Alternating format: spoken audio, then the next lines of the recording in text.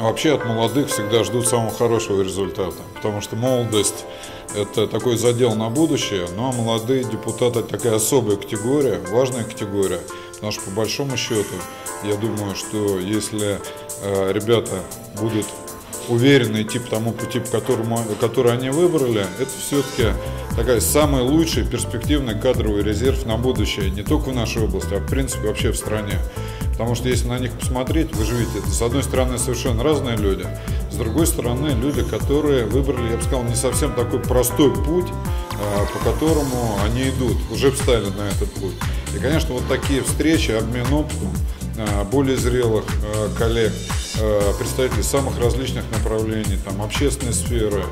правительства, депутатов, которые по 2, по 3 срока проработали. Это очень хороший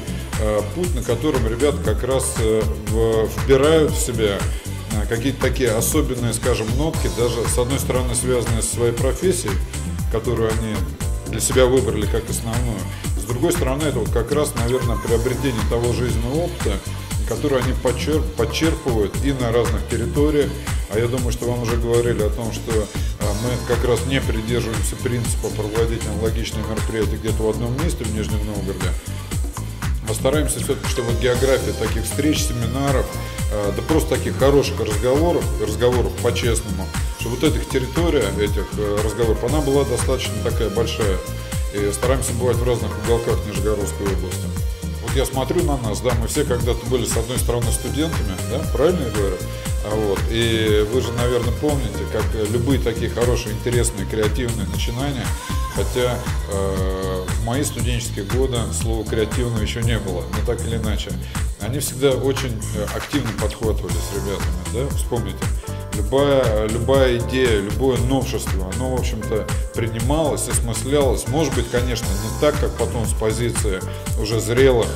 людей или людей, которые покрутились в профессии, набили определенных шишек, но это всегда достаточно эмоционально. Потому что любой новый задел, любая новая идея, позитивная, безусловно, она как бы и изнутри зажигает, ну и, собственно говоря, дает надежду о том, что вот мы-то точно по этому пути пройдем, мы-то точно с этой проблемой справимся, и нет никаких сомнений, что она будет по-другому. И на самом деле вот это по большому счету, наверное, самое главное, потому что я считаю, что вот этот вот молодежный задор ни в коей мере нельзя развеивать, дай бы Бог, чтобы он сохранился и на долгие годы, и пройдет время, я думаю, что ребята будут вспоминать эти встречи, как мы, наверное, все-таки до сих пор вспоминаем, и интересные, такие важные для нас моменты в школьной жизни, в студенческой, в лагерях и так далее.